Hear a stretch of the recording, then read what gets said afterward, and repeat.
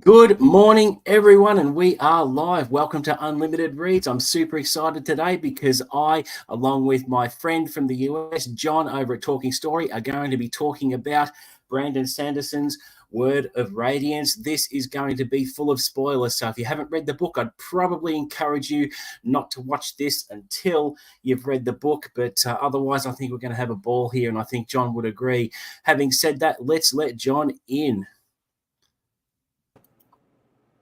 What's up, John, my friend? how are you? I'm great, man. I had a little microphone trouble, but we're all fixed. We're ready to go. Oh, that's good. Yeah, it's Yeah, always good when things are working when we stream, isn't it? yeah. Actually sent you an email, so I didn't even. I said I might be a few minutes late, but it worked out to where I wasn't even a few minutes late. So No, things are that's no great. problem at all. Now, before we kick it off, John, I have a bit of show and tell. This Uh-oh. is my e-reader, all right, Yeah. my one standard issue Kindle Paperwhite, and I got my sticker in the mail. Thank you. Yay! Yeah. All right.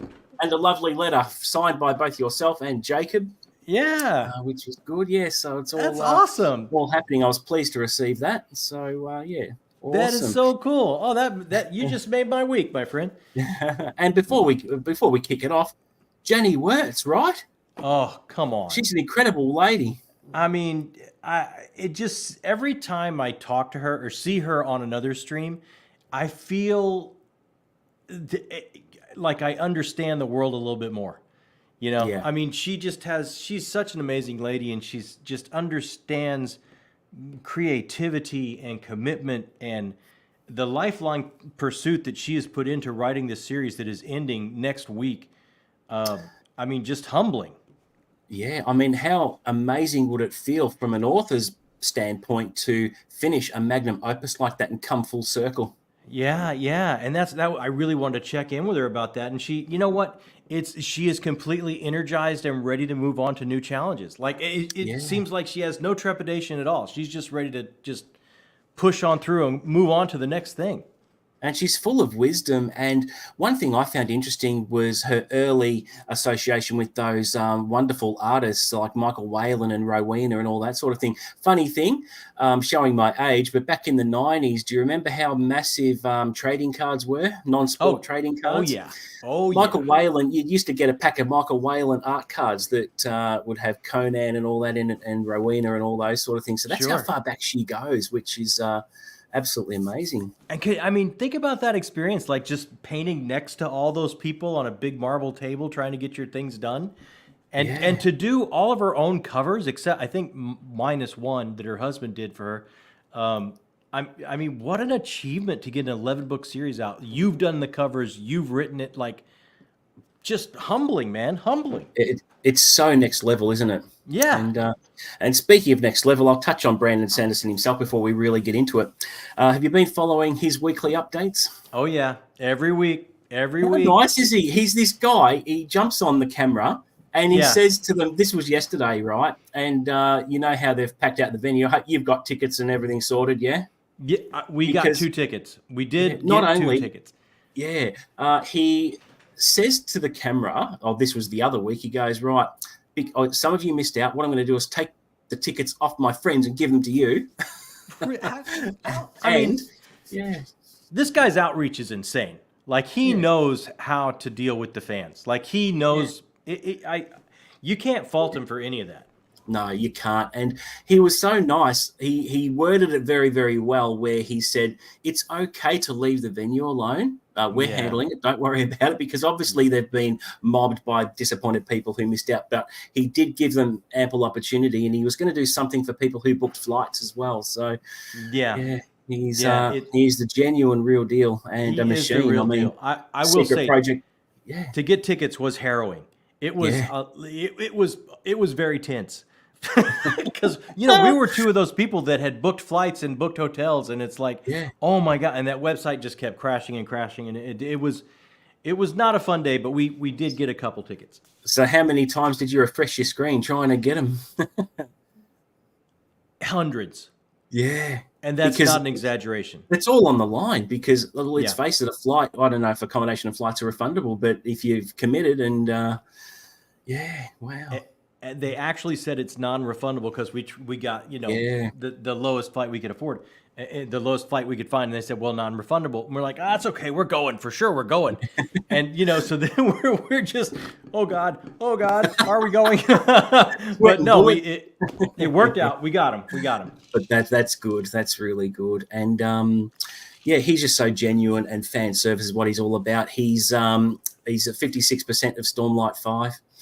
He's got a writer's retreat next week. So, he's so transparent. And Secret Project number 5, how does the man do it? I think he loves it so much that time off, it's almost to recharge his batteries and to take time off. He can recharge his batteries almost better working. Yeah. It just seems that way. It's like, because he said for Secret Project 5, it's like I could take some time off and play a video game I had waiting or do something like that. Or I could just write this idea that I had in my head. And it seems like that's just the pull for him. He just gets recharged and he just loves it so much. Like that's just where he goes. Just amazing. Now, I remember when you read Words of Radiance, you smashed it. Absolutely smashed it in no time flat, didn't you? I stuck to about 100 pages a day. So it took about, 8, 9, 10 days, something like that. Yeah. Same with me. I'm at the same pace when I'm stuck into one of those. And I felt after finishing the book, it makes sense where he's at, how he's setting everything up in each book. So my prediction is I obviously haven't read Oathbringer and Rhythm of War yet, but I'm predicting in part 5, he will set everything up. He'll assemble more Knights Radiant. He's assembled 3 or 4 with this one, hasn't he? Right. We've got 3 or 4 for sure. And then like those little interludes, you see way more possibles, right? Like way more possibilities with those interludes. So I'm sure that's going to come through. Yeah, and there's lots of mixed reviews about the interludes. I think they're very important because you think he doesn't write them for nothing. Yeah. Even if there's this character that's very, very vague and obscure, like there was a character in The Way of Kings on the that Eternal Lake or the smooth whatever the lake's called. Right. I don't know the relevance of that, but he's obviously going to introduce him later. And it just captivated me. And it's my favorite book this year so far as well. It was my favorite. For Words of Radiance was my favorite last year. And I read it in December. And it was like, I thought I had my favorite all picked out. And then I read Words of Radiance. And it was like, this is just it. You read Mistborn, right? You read Era 1. Yes. Yeah, read Era 1. Fantastic. So this is why I totally agree with you. Because after reading Era 1, you know what an architect he is as far as plot goes. Every single thing pays off. Like everything that you think might just be absolutely just thrown in there or just a breadcrumb, it all pays off. Like everything comes back around and pays off. So that's why I completely agree with you. There's no way he's putting this kind of time in these interludes and they don't pay off. Yeah, there's just no way. I just can't believe it. And the way I'm so glad I read Warbreaker before Words of Radiance, because that's very important with some crossovers we'll talk about soon. So how this is going to work, I've written down some topics, and if I've missed something, feel free to add. And I think if people join, they can join in as well. They can say, how about this bit? And then we can talk about it. So I think right off the bat, let's talk about Jasnar's death at the start. Early Sanderlanche. What? Like that blew me away. Brandon, what are you doing to me? Yeah. Like I did not think we were going to lose that character. I did not think we were losing that character. So that was, and I'm like, where's he going with this? And having a good grasp of his writing and what he has planned with other things, I thought, no, well, it can't be the end. I'll see what happens. And you get a bit of closure at the end, don't we? Yeah, yeah. But you had to make way. Like that was kind of Shallan's mentor, and you kind of had to make way for what happened with Shallan getting exactly. I was thinking Shallan wouldn't have risen, if Jasnar hadn't died, right? Or Shallan wouldn't have kind of gotten that new mentor with, I can't remember the character's name, but when she hits the shattered plane, Lynn, yeah, Lynn, yeah. A little bit of a questionable moral compass, a little bit of a rapscallion, right? A little bit way different than Jasna. So it's almost like a different mentor kind of taking her on a different path.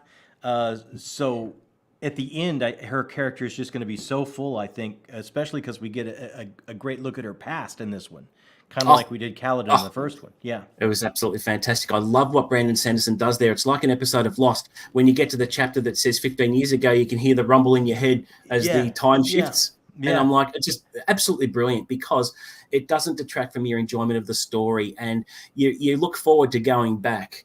And You do. I think that those flashbacks are massive. And we'll talk about those shortly. But I think with Shallan getting a little bit off the beaten track in the slave caravan on the way to the Shattered Plains, it was kind of interesting how she needed to get in with that new mentor in order to become aware of the Ghost Bloods and get in with them and do what she needed to do there, which brings me to the point of her new powers that emerge in this book. Unbelievable. We find out she's a light weaver, which is a night radiant trait or power, and what she can do with that power. I mean, it's really like Mission Impossible stuff. She can change forms and be in the amongst of a crowd and no one would ever know who she was. And what a perfect mentor to have for that power, right? Yeah. Like I don't think she would have had the bravado or the chutzpah to kind of do what she needed to do through Words of Radiance, kind of like a spy, really like on a spy front.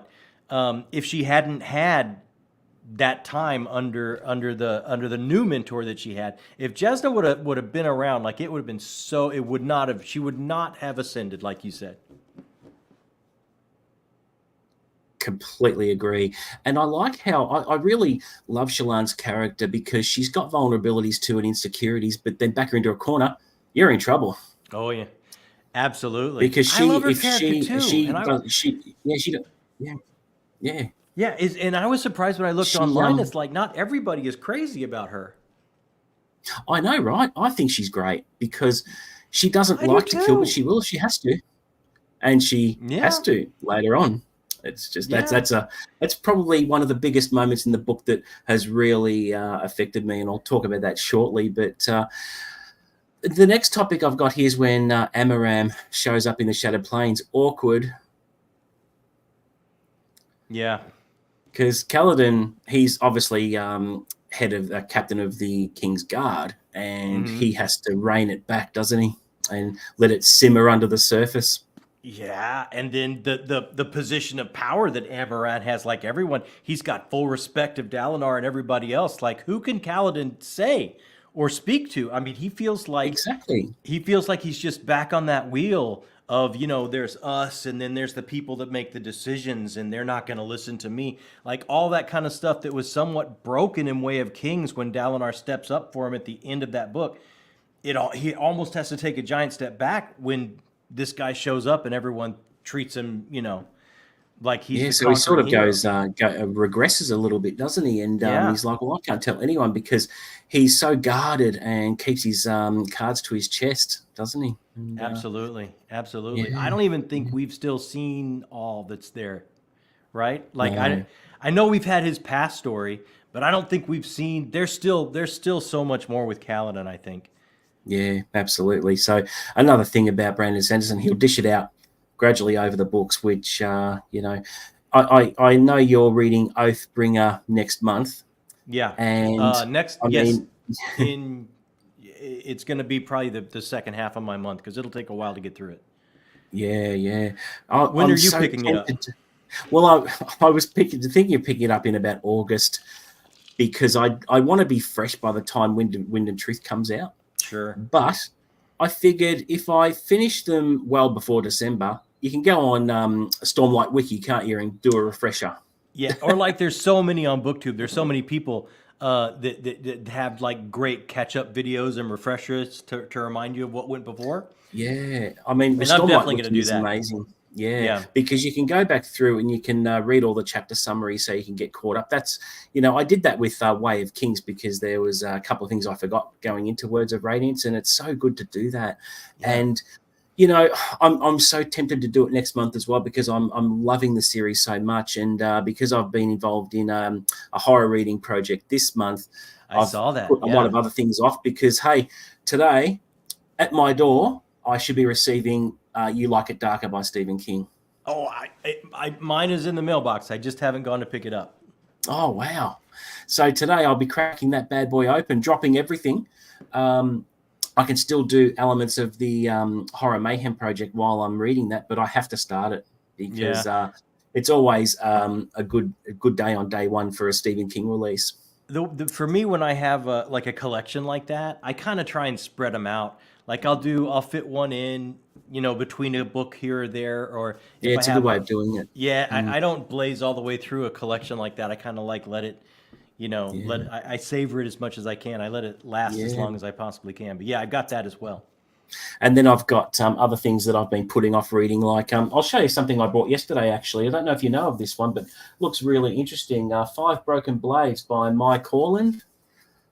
No, I haven't heard of that. Looks very interesting. Five assassins have to come together and work together to look into this king's murder or something like that. It looks really, really cool. And things are banking up. I mean, I've got the latest Jack Ryan book coming today as well. I love that series. I know you are all in on Jack Ryan, man. I am reading right now Silver Blood Promise. Have you heard of that?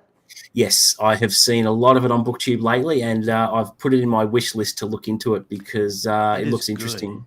Yeah. I'm about 100 pages in, and it's a lot of fun. It is a lot of fun. Yeah, can't wait. But I was thinking the other day, I have that sickness too. I just can't stop buying books. If you're gonna have a sickness, Chris, this is the one to have. This is it. Yeah. I mean, I keep telling myself, maybe I should read my shelf. Maybe I should cut back. It's like, you know what? It makes me happy. It just makes me happy. To be surrounded by them and look longingly at your pile and think, I'll get to you. It's okay. Maybe it's my way of thumbing my nose at mortality. I probably have more than I can even get to. Yeah, I'm in denial of it. But it's just my optimism. Like I'm gonna read them all. Yeah. I mean, if I jump into Oathbringer next month, if I decide to do that, I mean, the other books aren't going anywhere, are they? So no.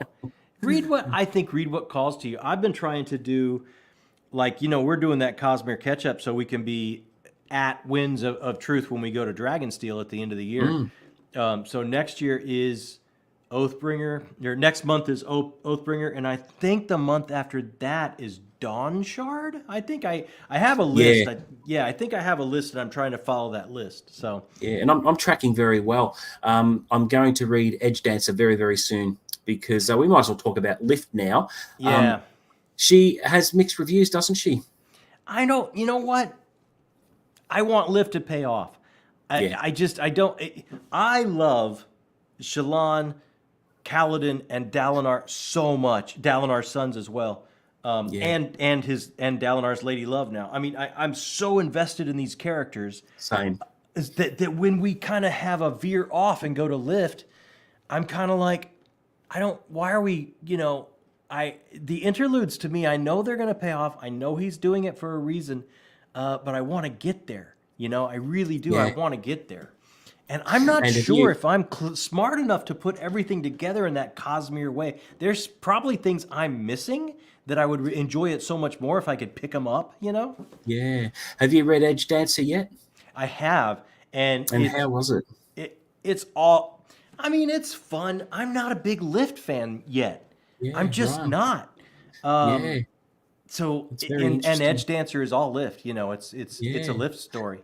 Well, when I first read about her in the interludes, she seems a little bit immature, and she's destined to stay a child, which she requested, is my understanding. And I found it fascinating that she draws her power from food. Right, so someone's standing in front of her, and she's like, "Hang on, I'm going to kick your ass, but let me just smash down a roll." yeah. And I just don't know. It's just not quite working for me yet.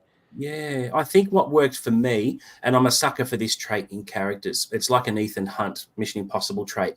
Mm-hmm. She could have escaped Azir, but no, she chose to go back for Gorks. Yep. And then Gorks became Prime and said to Nightmare, "No, you're not having her. Yeah. Go away." And Right. Nightmare just like, oh, fine then, because Yeah. he can't go against this Prime. It was a pretty very quick coup, and after she did that and went back for him, I just felt she caught me, and that's such a redeeming quality in a character that I'm a sucker for. I just can't help it. So I really liked her myself, and interesting to see how Edge Dancer goes, which is a very quick read. So I'll be reading that very, very quickly at the start of June. You'll and probably then, like it a lot more than me. I think where the trap I fall into is like a tonal shift. I get a certain tone when I'm with Dalinar Kaladin, and it's like the tension is ratcheting up, and the stakes are crazy high, and it's drama filled, right? And when we go to a little bit more of a juvenile character whose power is driven by food, it's a little bit of that Branderson humor that it's just a tonal shift, and it just doesn't fit for me when I'm in the middle of that big book. So I had a bit of an issue with it. I'm not saying it ruined the book for me at all, but was not my favorite part. Yeah, and I found her Wendell, her Spren was very, very interesting. So obviously, we know she's going to be a Knights Radiant, which is really, really good. But it's going to be interesting to see how her character goes. I mean, she refers to her own power as awesomeness. Typical young kid view there, but that was interesting. But I think what we need to talk about is the elephant in the room, and that has to be chapter 56. Come on. Right? I literally emailed you as soon as I finished the chapter, and I teared up. Yeah. Because I'm like, Kaladin's jumping into the fray. Oh my God. He didn't have to do that. Through that whole thing, weren't you just waiting for it? Like that whole time. Yep. It's like, come on, jump in.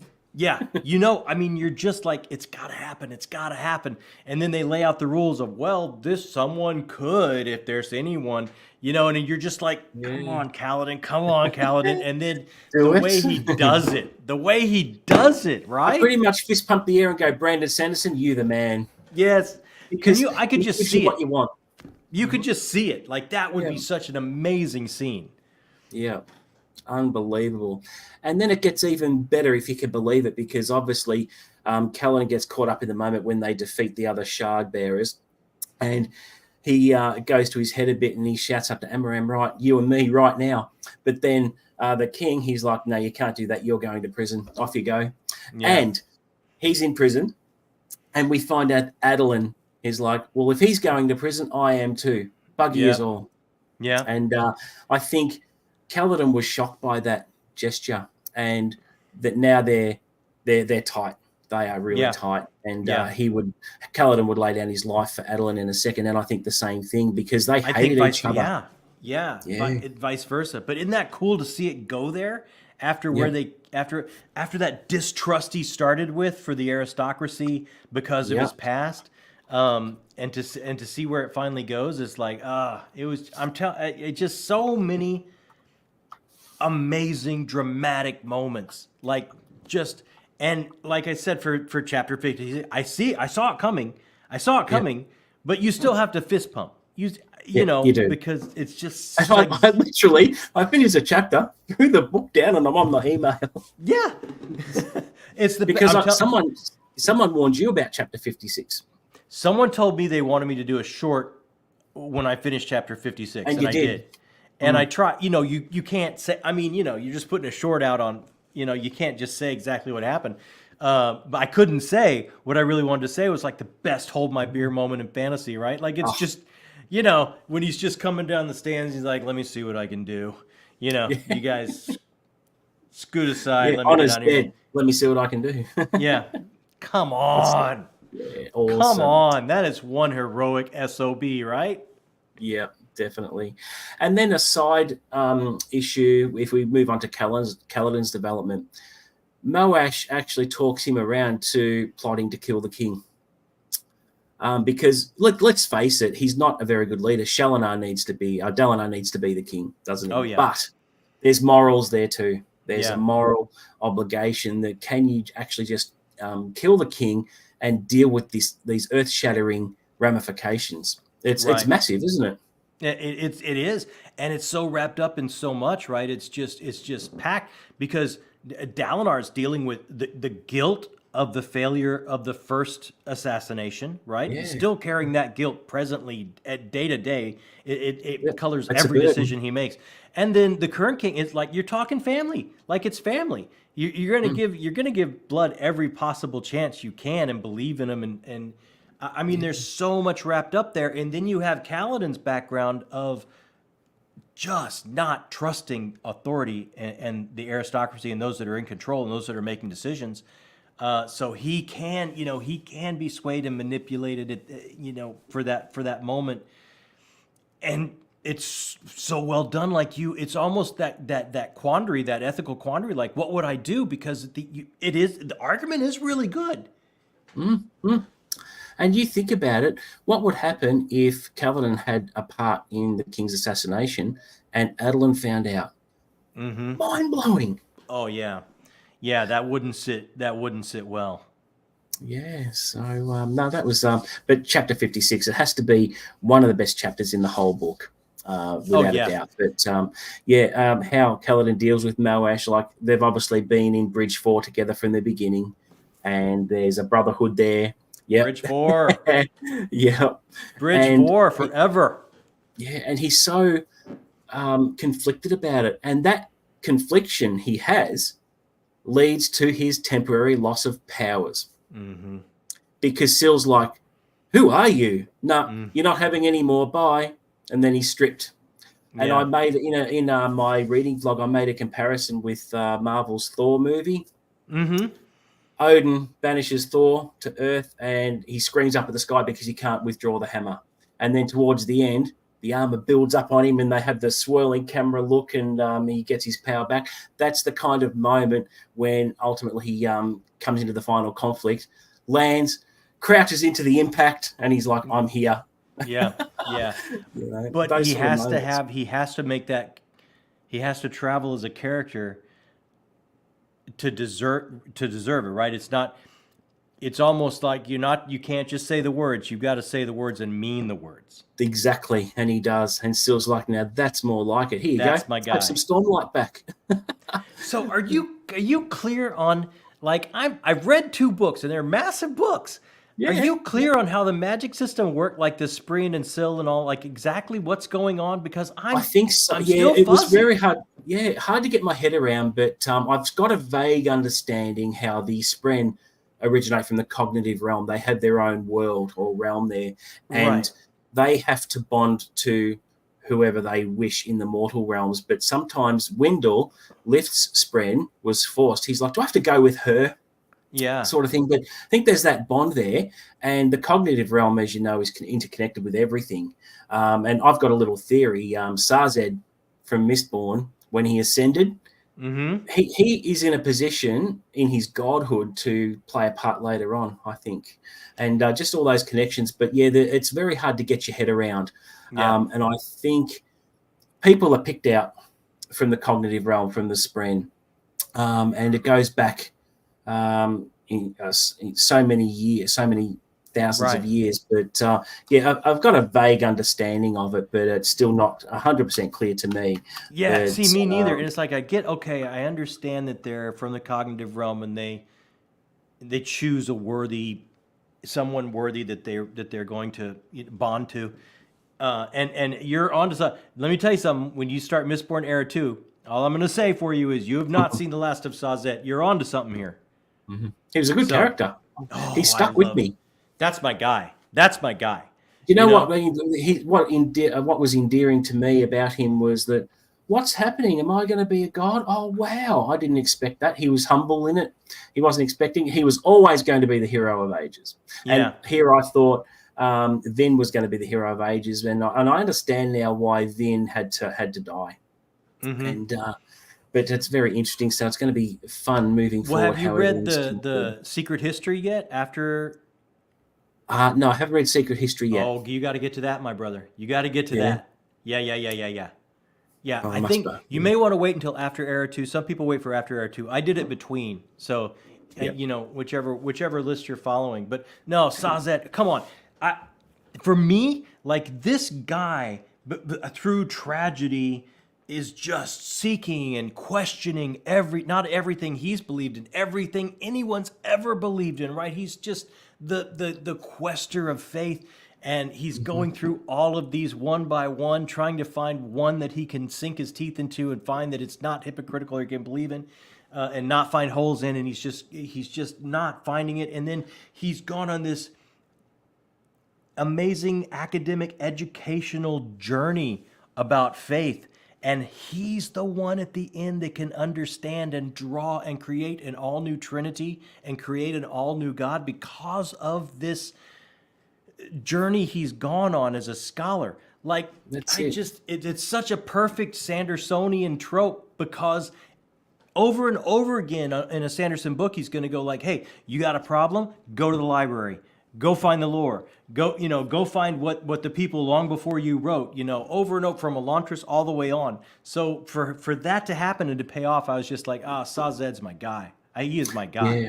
And he has such a benevolence and a nice presence on the page. And this is very interesting too. There's a couple of interlacing themes between Stormlight and Mistborn, because with religion and law and history in both series, it's alluded to that the histories have been tampered with in both series to mislead people, which is very, very interesting, very complex, and very thought-provoking, isn't it? Absolutely. It really makes you question. It makes you question the human element, right? It's the human element that has written these things down for one manipulation or another, for one goal or another. The actual what's happening behind the curtain in a metaphysical way, that seems to be perfectly clear. But it's the human element that seems to mess things up. But you're so right. Like in Mistborn, you can only trust what's in steel. There is that propaganda element to it. And then what I truly loved, even about Way of Kings, was this world is just broken. This world has completely lost itself. The shattered plane. The war is happening on a shattered plane. The world is broken, and there's just not a belief system. The faith of the time is really just to help you find your best sense of you and help you create what you want to be. It's not like others above yourself or service above yourself or chivalry of any kind. All that's been completely lost. All that faith and all that type of service ideology has been completely lost. So yeah, absolutely. I really just love that part of it. Yeah. And what have I got next here? Let's, I think with Oathbringer, I want more Dalinar. I need more Dalinar story. I think we get a lot of it in Oathbringer. Yeah. So we've had what events, previous events when he was younger as the Blackthorn. They've been alluded to, but I want to sink my teeth into that. I could read a whole book about Dalinar. Yeah, absolutely. So I really love his character. Isn't that what Oathbringer is? Like, I mean, the book is named after his sword. Yeah. So we got to get a lot of Dalinar, and oh my God, I think he might be, of the three, I think he might be my favorite, because he's an older guy, and I just really connect with him. He has a lot of baggage. He has a lot of he has morals. He's receiving these visions, and people are shunning him for it. And he's a fascinating character for sure. Coming back to the shard blades as well, it was interesting with when Cullinan gets his shard blade. Syl is the shard blade. That was groundbreaking. That was earth shattering for me. I'm like, oh my God, amazing. Yeah. Okay, and then what else have I got here? Let's see. So I was heartbroken when Syl went away. Yeah, absolutely heartbroken. She's an absolute treat to read about. Syl and Wendell. I mean, I know I'm not a huge Liv fan. I'm kind of a Wendell fan. I mean, I think some of the Sprin. I think I'm really my imagination is fired by what's going on in this metaphysical plane. I want the curtain pulled back so I can really understand what's going on. Yeah, you're only getting a bit of a glimpse and you're drawing conclusions, but he's just dishing it out in bite-sized pieces, isn't he? Yeah, he really. But it keeps us coming back, doesn't it? Like, I mean, I want all the answers, but he keeps me coming back. Yeah. The more we talk about this, the more I think I'm going to be doing Oathbringer, my friend. It's going to be Do it with me next month. all right. Well, are you doing it the second half of the month? Is that right? Yeah, yeah. I have to. It's probably like towards the end of the month for me. I've got some other stuff up front that I have to do. Let's do a buddy read. Let's do it. Let's do it. We're both going to read it anyway. Yeah. I don't need to read much of Mistborn Era 2 before going in. I don't know. I mean, according to my list, it was you're supposed to read it first. So you may want to do Mistborn Era 2 first. Like, I got my list from Jay, Captured in Words, who is like, you know, a scholar about this stuff. And definitely you want to do Warbringer first, and then you want to do Mistborn Era 2 up to book 3 before Oathbringer. And then the final book in Era 2, Lost Metal, comes after Oathbringer and Dawnshard. Oh wow! To do it properly, I may have to do that, but I'll let you know. Yeah, let me know. I'm telling you, you're gonna really like Era 2. You're gonna like Era 2. The first 3 books, like, you'll blow through them. They're like they're short. They're short books. And there are shorter, and yeah, when you're comparing them to Stormlight, and they're like that swashbuckling. I mean, I picture it. Some people complain about, oh, the humor doesn't quite land for them or hit for them. Like, I kind of picture. Have you ever see that movie? I can't remember the name of it now. It's Ryan Gosling and Russell Crowe. The Good Guys, I think it's called. Like, they're 70s detectives or something like that. Oh, right. Yeah, no. It's like the banter between those two. I picture like people like that in the roles, and it's like it really helps make the humor snappy. I think it's fascinating what Brandon's going to be doing with Mistborn, because you've obviously got Mistborn Era 1, which was fairly steep back in history. Then you've got the steampunk. Then he's doing Space Age and modern day. Unbelievable. Isn't that weird, right? Yeah. Like, this guy's imagination is... The idea that Cosmere gives him just carte blanche and the ability to write whatever type of story strikes him. Like, whatever idea he comes up with, he can just find a corner to stick it in. Yeah, and he's very, very smart, because what he's doing now is, with Way of Kings, was it Dalinar's point of view with the assassination? Mm-hmm. Yeah, so he used Jasnar's point of view for Words of Radiance, of the same thing. For the same moment. Yeah. So in Oathbringer, I wonder whose point of view he's going to tell it from. It's funny to actually have that story retold from different angles, isn't it? Yeah, it is really interesting. And I know Wind and Truth coming up is going to be supposed to be like Seth's story. Oh, wow. Yeah, so we get really on the other side of that, you know? Yeah, wow. Now, I really have to talk about Shallan's backstory. How can we not? How can we not? You know what? That what she did for her family and the twist at the end. I mean, come on. Obviously, the dad. What an absolute prick. Yeah, not Father of the Year material. No. And Shallan feels she was always afraid of him, and this is one of her qualities. She has to do something. She has to. And strangles him with his necklace and sings the lullaby. Yeah. When I read that, I'm like, oh my God, are you kidding me? Yeah. And she's like, you killed my mother. I'm going to strangle you. But she actually killed her mother. It's deep stuff. It is really deep stuff. And it is, again, Sanderson tends to go here over and over again, right? Where he's really...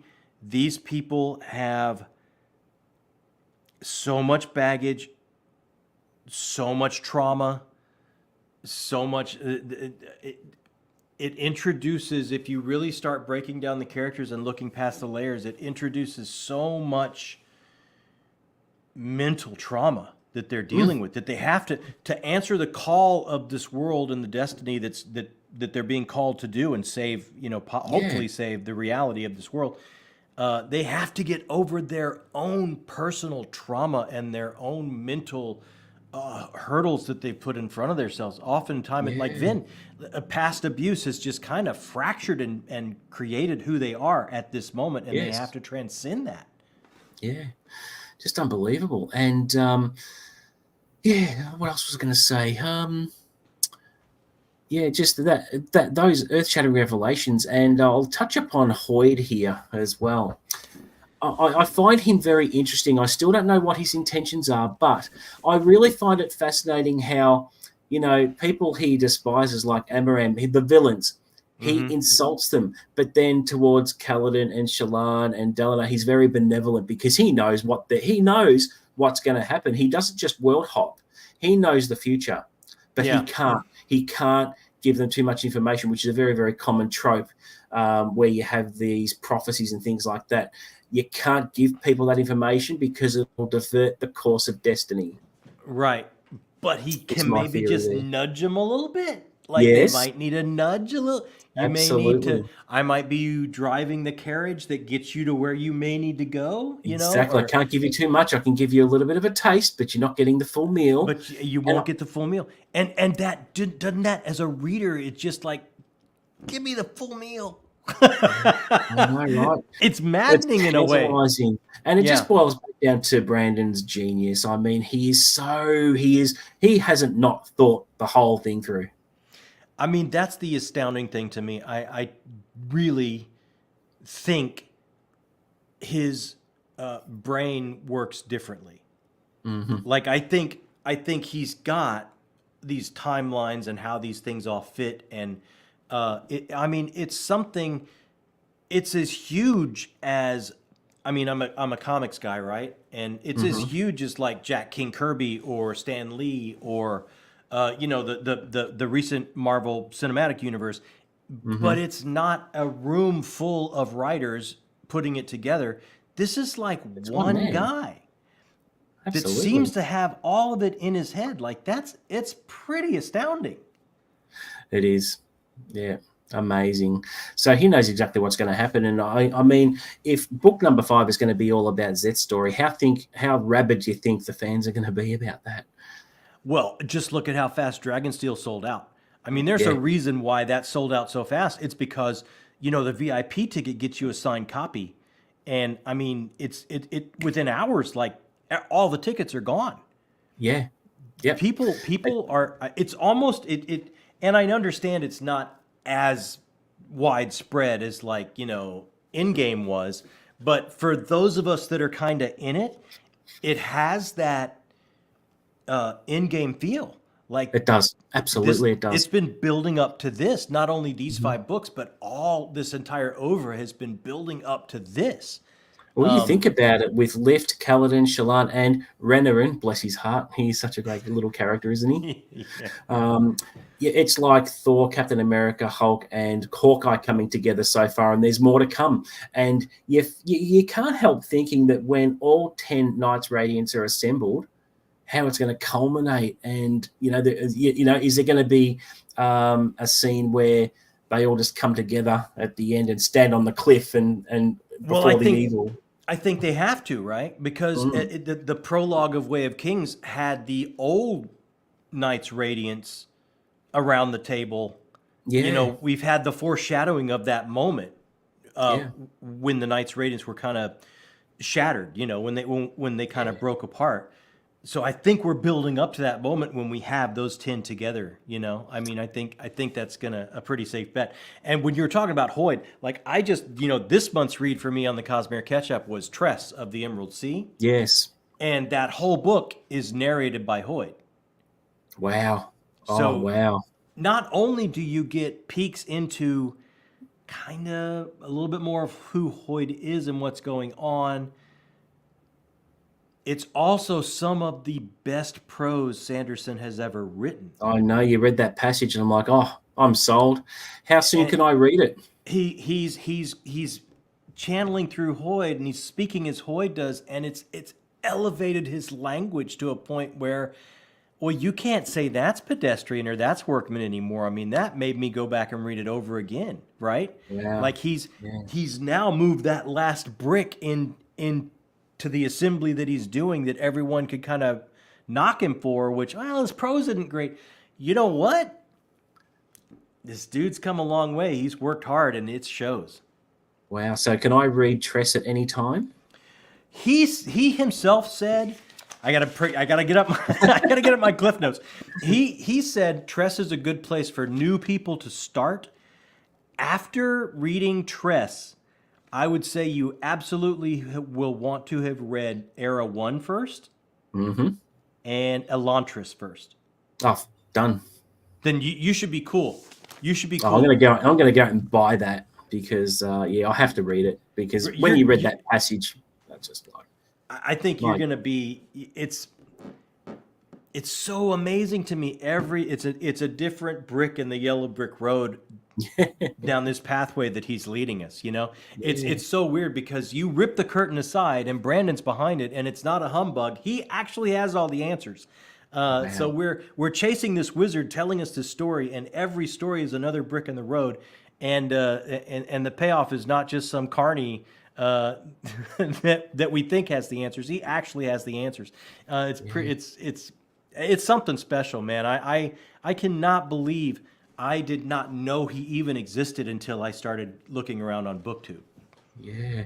And talking about how thorough Brandon is as well, obviously, you have your things like your different points of view of the assassination of Gavilar across 2 books from 2 different points of view and everything he does. I think the chapter, the chapter subheadings and the little descriptions there, the foreshadowing, and, all through Words of Radiance, we're getting an idea of what the Knights Radiance powers were and the scuffling between them and things like that. It can't be any more brilliant. He covers every single base, doesn't he? You can tell by, and his humor doesn't land for everybody, but how much he loves puns. Like, language and words are so important to him. Like, I don't think there's thought wasted. He thinks through absolutely everything. He does. So I tell you, I'm completely.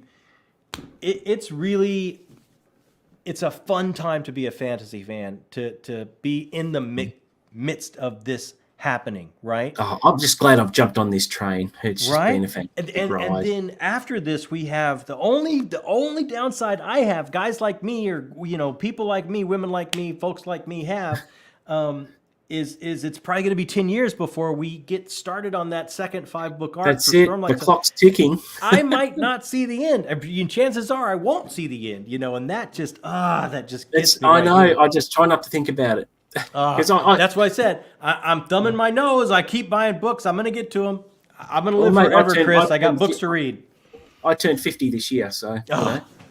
You look young, my friend. Oh, not too bad. You look great.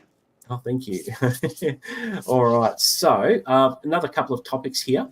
Kaladin and Shallan in the Chasms. Fantastic reading. Yeah. The back and forth. The exchanges, because they don't like each other initially, because he does not trust her. He thinks she's out to assassinate Adeline. And does Adeline's his bro, does Kaladin ever trust anyone? Like off? It doesn't seem like he ever trusts anyone. Very offstandish. Yeah. And then by the end of their ordeal, he's like, oh, you're not so bad after all. And then I've heard it mentioned on BookTube about a potential love triangle there. That I wouldn't be shocked. Don't like. Yeah. I wouldn't be shocked. But, it's not laid on pretty thick. At the end of it, he's thinking, oh, you're not so bad. And then he sees Adeline and Shallan together, and there's a tinge of jealousy there. I don't know whether it'll go that way or not. But, I didn't mind reading about that because it just gives another layer of a character trait to Kaladin. But there is one point after their ordeal in the chasm that choked me up. Okay, and it seems a bit silly, right? But because I really love Dalinar, there's a quiet moment. Kaladin's on the stretcher, right? The surgeons are looking at him. Yeah, you know where I'm going. I do know. Yeah. And Dalinar looks at him and he goes, "Are you the one I've been looking for?" Oh, God. And I teared up. I literally teared up. Yeah. Because it was a really, really touching moment because Dalinar has been lost. And he's been seeking out these Radiants, and one's right here in front of me on the stretcher.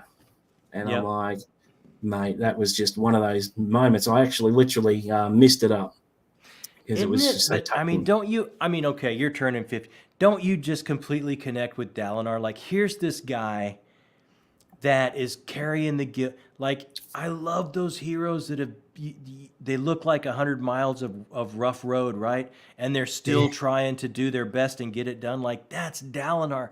Like, he's so sunk into his own ethics and morals, he won't even allow himself to have love there for a moment, right? That's it. Like, he's just the goods. Like, he's just doing the absolute best he can with what the world's given to him. And that moment, like, he's gonna be that patriarchal father figure. Like, he's gonna be like, it's just like Kaladin won't believe it. That moment that you were talking about, like, and then the moment of them in the caverns, right? Like, wasn't that the payoff? Like, with Shallan coming like from the boat, and Jazal doesn't make it, and then she hits with the slave train, and then she, finally hits the Shattered Plains. And it's like, I want these people together. I want the scene where these people are together, Yeah, me too. I was craving that in the slave caravan. And what frustrated me was that Lynn said, "No, you have to pretend to be this other person. Don't tell them who you really are." No, I want them to meet. Them. I want. We've been waiting. Yes, tell them. Yes. I am Jasnar's ward. Yes. But Lynn's saying no. Don't do that. Yeah. So it was a bit of a tease there, but Shallan and Kaladin know they both have powers now, because they're like, "How did you survive the fall into the chasm?" And just amazing. But yeah, Dalinar is such a fascinating character, and I just can't wait to read more about him, because he's war weary, he's tired, he gets humiliated with his visions that got published in Words of Radiance, and the words twisted around to make him look ridiculous. Right. And he has to deal with that embarrassment as well. And and Navani, God bless her soul, she is stuck by him, and I like their relationship. I like where it's going. But isn't that, I mean, if you look past in history, and those people that have those religious epiphanies and those moments of faith and clarity, they're often ridiculed, right? I mean, and it's Dalinar still keeps the faith and still keeps moving the best he knows how. It's such a great character. I would love this. Is the best compliment I can do. It's like, I read Dalinar, and it's like, I would do anything to play that role. Like, if you get an old actor, and that's the best compliment we can give. I love that character so much. I'd love to play that role. And when I read Dalinar, it's like, I would love, God, that'd be so awesome. And speaking of playing roles, I'll just go right off the track for a minute and just bring up that short film that you did. No, that's way off track. But just interesting how you mentioned playing roles. It just brought it back for me. I could not believe your performance in that. That was unreal. I mean, do you know what? Do you know the funny thing that struck me is I need to ask you, when Jake turns up at the door and you're in the cabin, did he know what you were going to say and things beforehand, or was it more going to be a spontaneous thing? He wrote it. I mean, to a good extent, he wrote it. I might have changed things here or there because, when you get rolling, just different things might come out. But he knew exactly what I was going to say. It's close enough. I watched closely because he opens the door and he's looking at you, and I don't know whether he had this. I think it was a shocked look on his face, but it looks like he was starstruck with your performance. He's like, "Oh my God, this is my dad, and he's nailing this role." I think a lot of it was he was just, it was kind of a real pinch us moment, because he had just graduated college, and his friend that he had been making short films with since they were kids, and they've always worked together, was in town, and we were just going to make a film since he graduated, and it just for us to be out there doing it together, and it was really special for us. It was really cool. Fantastic. So you just wanted to bring that up. All right. Well, I'm glad you enjoyed it. I really am. He was so nervous about putting that out there. Yeah. Okay. The next topic I've got here is Taravangian's motives, right? He's taken Jacques Ed because obviously it was his intention, because Zeth killed all the kings and high princes. Right. What do you think Taravangian's motives are moving forward? It's it was that great payoff in the first book, right, where you have all the people's death last rattles. yeah, you have all the people's last words, and then you kind of see at the end where they're coming from, and then you have you have the kind of coup in this one going on, man, I don't know. He is not on the right side. That's all, that's how I feel about it. I don't think Yeah. he's on the side that we want him on. I think there's going to be major confrontations with him, Yeah. and I'm just wondering if Taravangian is set up to, how we've got the Kaladin and Shalana sending tonight's Radiant ship. Well, there has to be an opposite, right? There has to be an opposite. Maybe. Yeah. I think Taravangian might evolve into something that is going to be pretty massive for the series as an antagonist, maybe. Yeah. And we've had, I can't remember the name of their race, but who they're fighting on the Shattered Plane. The Pashendi. The Pashendi, yeah. And they were kind of like the minions of something, and then at the end of the last conflict, they were like turned into like slave labor, basically. So minions of what? Like, there's got to be another big bad that's about to pop up. But what I love about the Pashendi in book 2, right, is like their motivation. Everyone's just trying to do the best for their people. Like, there's so far there hasn't really been a mustache twirling villain. They really want the best for their people. They really want to provide for their people in the best possible way. And, one's like trying to protect her sister. Like, I'm going to lean in and do this because I don't want you to suffer from whatever this experiment's going to be. And, she can't control it either. And then, we end up with the cataclysm we end up with. But if you trace the character motivations, I mean, they're all easy to follow and pretty pure. Like, none of it is just, except for, this guy that's stacking up dead bodies in the basement. None of them appear to just be, because even Zeth, right? Even he is being manipulated and led along in some way. Oh yeah. Like, everybody's motivations are pretty pure. Like, they're trying to do the absolute best they can. Look at themselves in the mirror and do the best they can. And I really love that. I appreciate that. I don't think Ashene's dead. That's a safe assumption. Yeah. She'll resurface. And speaking of Zeth, we know he's not dead. Oh, we know he's not dead. Yeah. And he gets given Nightblood. Yeah. Major Cosmere connection. Mm-hmm. And that's why I'm so glad I read Warbreaker first, because and the final line. Shall we remind me of that? Like, I think I missed so much. I think I missed so many connections. I've read Warbreaker, but remind me of this connection now. Okay, so Nightblood belongs to Vasha in Warbreaker, and I don't know how Nightblood got to Roshar, but I think there's something here with what's his name? Zahel, the Swords Master. I don't know how he I didn't pick up that he was actually Vasha in. See, I didn't pick that up either. Yeah, me either. So he was Vasha, and obviously so that's Vasher. That's Vasher in Roshar. Yeah, apparently.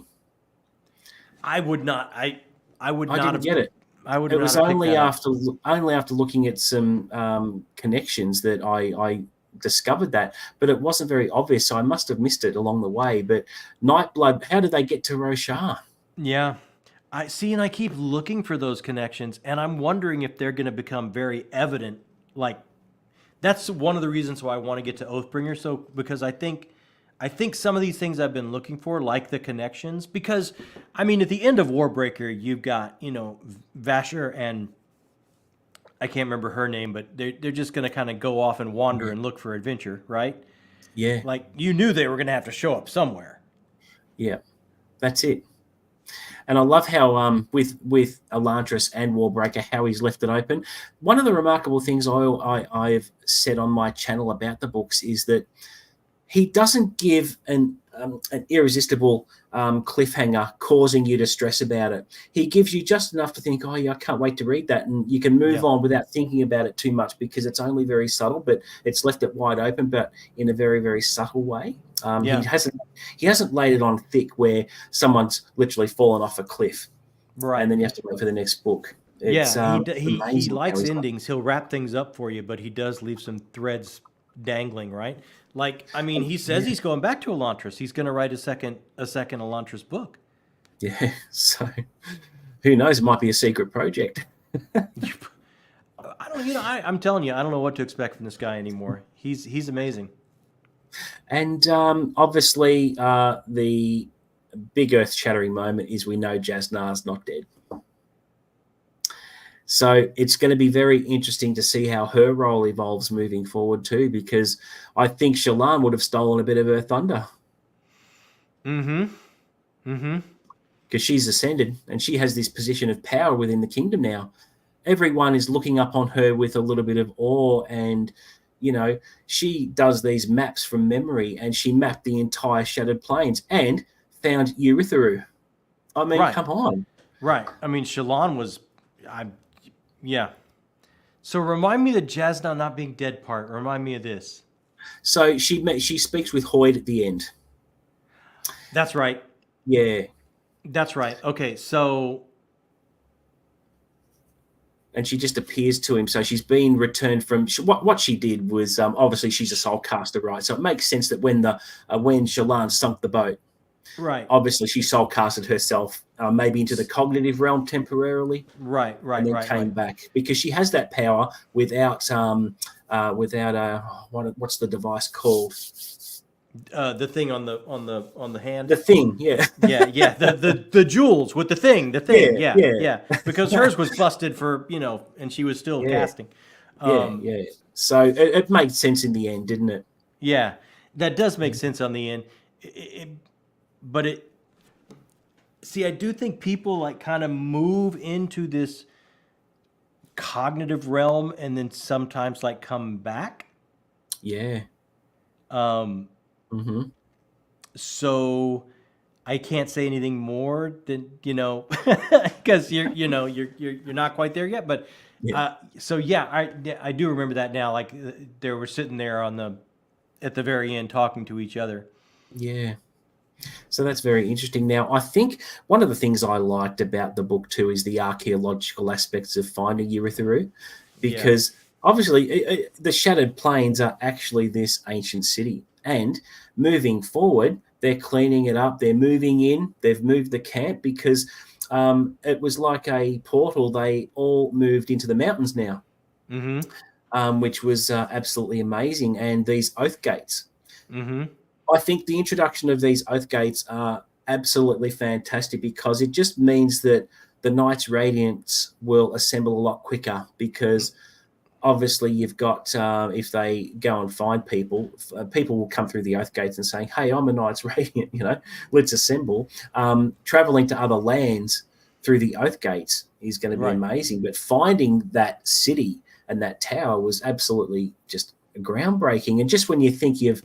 Brandon Sanderson has delivered the goods, he does this and goes one step further. Think, wow, man, it's crazy. But then he kind of leaves you with like, okay, well, that now that the whole weather pattern, the storms now are going the opposite way. Like, what's going to happen when it comes around to that in the mountains where they are, right? Like, that's it. A bit of a cliffhanger he leaves you with. And, my first question when they found these oath gates, it's okay, well, we know there's Hoyd and others. How powerful was this civilization? Can you travel from world to world with these? Like what? Yeah. How opened up are we going to get with this? Yeah. Like, wouldn't it be funny? You'd see an oath gate open and then Sarzed comes through or something like that. I mean, you know what I'm thinking? Yeah. As the series goes on, I'm thinking if there's this big confrontation at the end of book 5, and just imagine if all the Knights Radiance assemble and Sarzed comes in and says, hey, do you want a hand? Oh, come on. That would be so cool. I can't help thinking book 5 is going to be full of those Avengers Endgame moments. I And think it I has to think, be, right? Like he's known for the Sanderlench. He's going to throw everything. He's going to throw everything out there. and I think there are going to be more than a few book hangovers, man. Oh yeah. I mean, I'm talking 2 a.m., 3 a.m. finishes. Yeah. Oh, without a doubt, right? Like, I mean, I've been doing a book a month for, it will have been over a year when I get this, like the closure of that moment.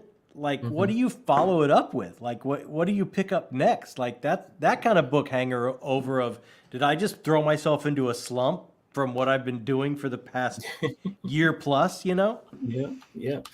And you just think the whole reason why I love this is jumping on that bandwagon is knowing that I did the same thing with Stranger Things. I was behind, Mm-hmm. and then I got caught up, and everyone was waiting for season 4 to come out, and I was part of that collective excitement. I mean, Yeah. December is going to be BookTube is going to be a very, very, very good place to be. Oh yeah, man. People are And going to be talking about it. Release day will hit, and YouTube will break. yeah, I think, and what a great time, right? What a great time to be a fan. What a Yeah, great time to be a fan of books. I mean, I yeah. don't think it's like the last Harry Potter coming out. I don't think we'll ever see that again. But it's like No, but it'll come close, won't it? I mean, it's gonna be for us that are in it. It's gonna feel like it. Yeah. And now I realise, well, I'm well on my Cosmere journey, and I'm going to get there. I will be there along with everyone else. Come Right? release day, I'm going to be waiting at the mailbox because here in Australia they'll release the trade paperback, right? But I'll be ordering the hardback from the US. Oh, so So yeah, it'll take you longer to get it. yeah, that's all right. But yeah, Are just you can't gonna wait. are you gonna move up to the Dragonsteel editions, Chris? Are you gonna I had a look at the prices, man, the other day when you mentioned it. I'm like, yeah, I might just wait. I tell you, if I hadn't had a bonus at work, I wouldn't have done it either. But it's like Yeah, I just got a one of those bonus. things, Like isn't it? what Yeah, what better way to come on, why yeah, not? yeah. They're beautiful looking editions. I actually saw someone. I watched a video the other week about someone um, took apart their standard hardbacks and they bound them in these beautiful editions. Oh, Have you seen that? I've seen some of that. I've seen some people rebounding and stuff. I would be scared to death to do that though. I Yeah, would you have see to. the video, and they just tear the covers off. And, I don't know if I have that, I don't know if I have that in me. You probably have. Yeah, I know you do model kits and everything. You got better hands than me. Although you did move me to get my first Book Nook kit, oh wow, look at that! the Alien Hub. We haven't started putting it together yet, but Nice. I can't wait to see how that turns out. They're a lot of fun. They're a lot yeah, of I fun. can't wait to start it. And it's all you made me order that in. Fantastic. Yeah, they're a lot of fun. My wife does them as well, and we were sitting there together, and we just bounced ideas off each other because I'd get stuck on something, and she's very crafty as well, and Mm, gives me a hand, and vice versa. And it's a nice companionable thing to do as well without TV and devices. it's that's really cool. That's really an Yeah, awesome thing. Jacob and I are gonna try and do that together and kind of have the yeah. same vibe. I think so. I mean, but I saw like the model kits you do, and it's like you're really good. You're really good. That looked really It beautiful. I come think up it all was a right. I Chevelle. think my favorite part is spraying the bodywork because Mm, I use this particular brand of Tamiya paints, and they just bring it up really nice. And yeah. yeah. And now I'm starting to get into Matchbox cars now to collect those. Oh, really? Yeah, because I tell you, man, nothing yeah, like collecting, is there? yeah, it brings you back to your childhood, and we had buckets of them. I'm sure you did as well. Oh, I had tons of them. They were everywhere. They were everywhere. Yeah, and And trading cards too, and books. yeah, Always books. And then it's like you get older and you move, and it's like I don't want to move all these books. I'm gonna unhaul most of them. If I could go back in time and just talk to myself, you really want to keep that book. You really want. There's yeah, so many that I've lost over the years. yeah. I got rid of a whole heap of Richard Lehman Mm. paperbacks, and I regret it now. Yeah. and Me too. I've they're gotten hard rid to of some find because it's like, again. oh, it's just paperbacks, but it's like that was a first release paperback that you know. Yeah, yeah. Yeah. But I've been buying so many books lately; it's just crazy. I mean, I should do a book haul, but You you know what? should. Yeah, I've been stocking up on a lot of middle grade stuff as well, which is a little bit Really? different. Yeah, like I went out and bought the box set of David Walliams, you know, those humor books, and Mm-hmm. Percy Jackson. I've got there. I've got a whole set of Skullduggery, pleasant to get through one day, but perfect palate cleansers. But They it goes oh back to that sickness. I can't get to them quick enough. I sometimes it's like after you've come off a big chunker or something like that, you just want something that's like I can couple days I can blow through that. I mean, and they work so perfect for that. Yeah, and I think you've convinced me to just go out and buy Tress ASAP. You got to do it. I've got You to got to do it. do it, man. I'm telling you, him channeling through Hoyd, it takes him to a whole new level. And if you like Princess Bride, and if you're a bit of a romantic and a softie, like me, oh, it's just it's so charming.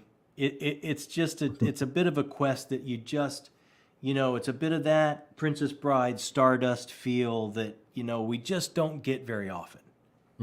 Yeah, no, it's just fantastic. And the more I think about it, as much as I want to read Oathbringer next month, I think I might read a bit of Mistborn Era too. I have to do it. I I think. would recommend it. I would Yeah. recommend it. I'm telling you, Wax and Wayne, you're gonna really, I think you're gonna enjoy him because coming from like the Jack Reacher world, Mm. it's like swashbuckling and they get into a case and there's like a Moriarty figure that's like overarching everything and you start to see the amazing things, the amazing threads like, um, oh, that's coming back around from era one. Oh, now that's they haven't moved so far away. So there's all those threads start coming back around. And it's a really really fun payoff. Wow, wow. All right, I'll just see what else I've got here to talk about with Words of Radiance. Bear with me. Just get back into this other computer here. So is it your book of the year so far, Chris? It is, without a doubt, because there were so many moments that impacted me, that moved my emotions. Yes, some final thoughts on it. I just think, you know, during my work day, obviously I can't blow off work as much as I'd like to and just spend a whole day reading, but it was looking for any excuse to read a few pages. Obviously, as an adult and a parent, you've got your responsibilities, and to get to the point where if my wife needed help with something, I'd go around theoretically speaking, I'd go around the corner and get a couple of pages and hang on, I'll be right there. Yeah, yeah, yeah. No, I That's know the an feeling. Yeah, outrageous example, but it's the kind of mentality you have when you're caught up in a book, because all you want to do is get back and see what Kaladin's doing, what's going to yeah. happen, and what's going to happen with Shallan. And there were a couple of late nights, not just finishing the book, but late nights reading as much as I can, because I was reading pretty late at night with chapter 56 and late at night with with Shallan killing her dad.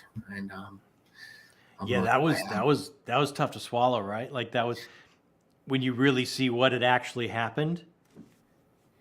Because her mind had concocted something to keep her moving forward. And Yeah. when it finally breaks down and you get there, it's like, oh man, yeah, Yeah, that's amazing. Now, and the king is got hidden as well, so he couldn't get assassinated. So I don't know how that's going to pan out now. Is he still going to be assassinated, or Kaladin won't let it happen now? I don't think. I don't think so. I don't think Yeah, so. I think he's going to shift and turn.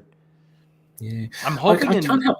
in Sorry, go on. Oathbreaker we find out more about this guy that's stacking dead bodies, and what's up with him, and Yeah, Dalinar. Those are yeah. my two hopes.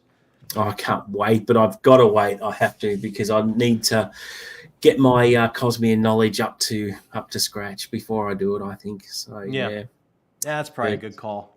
yeah, I think so. But Tress, I'm going to buy it ASAP. If If you've someone, done Elantris in Era 1, I really think you're primed and ready to go.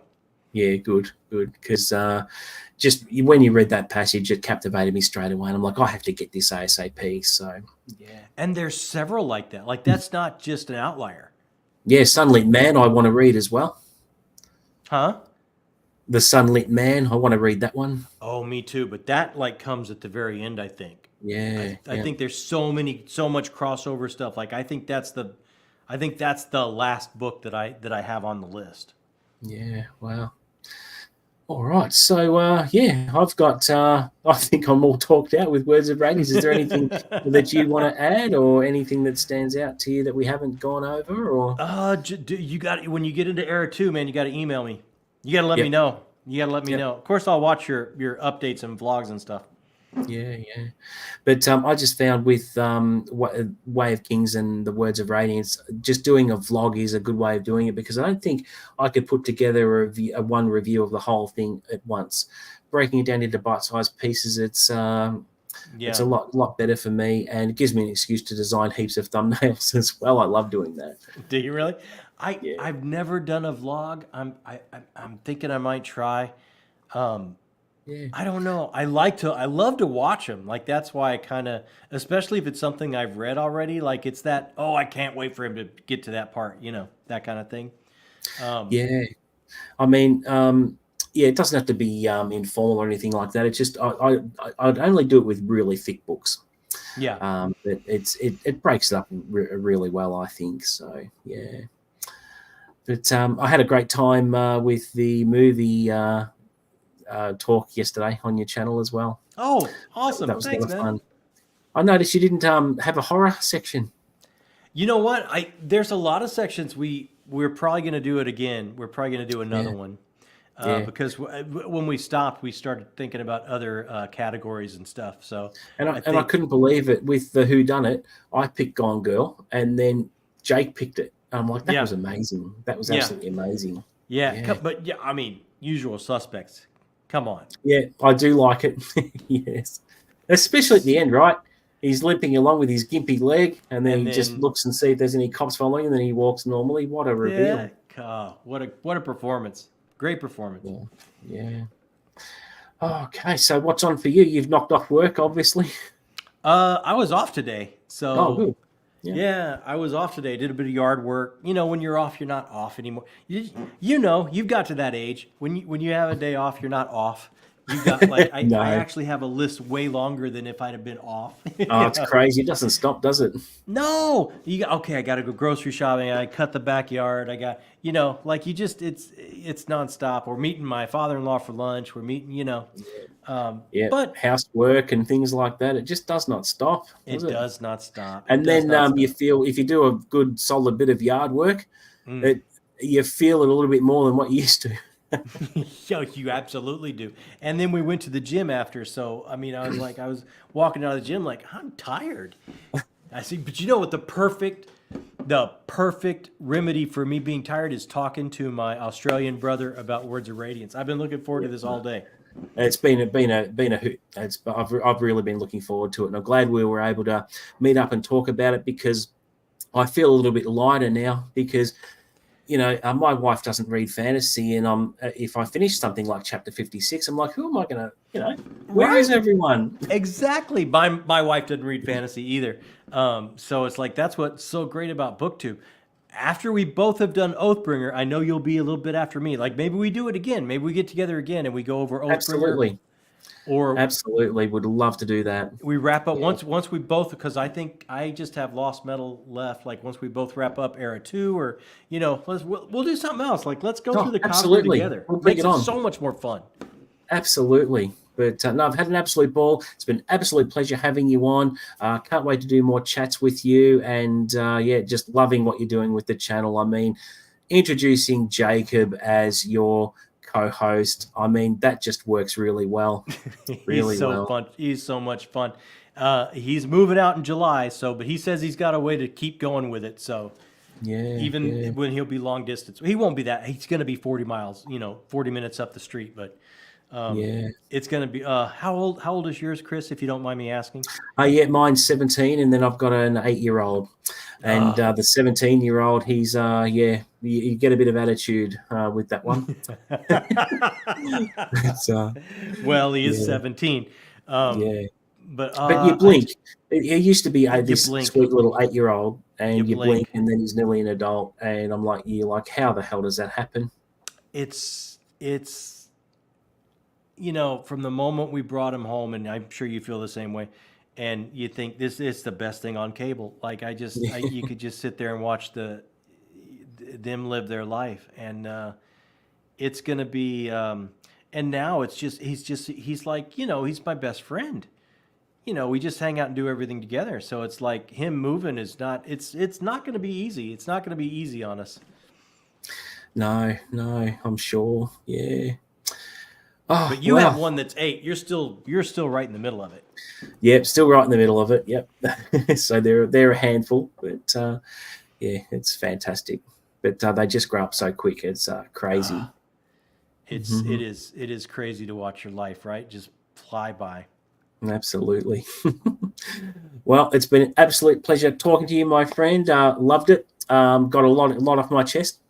Everything goes both ways, my friend. I try not to ever miss. I know I get behind. I try not to ever miss my brother from Australia's videos. I absolutely love him. I'm so happy you invited me on today because I love talking about this stuff with somebody and sharing the time like that. So thank you so much. Thank you very much, and you have a great day, and we'll talk again soon, and I'll see you on your channel. Thanks, John. See you, mate. You're welcome, man. See ya. So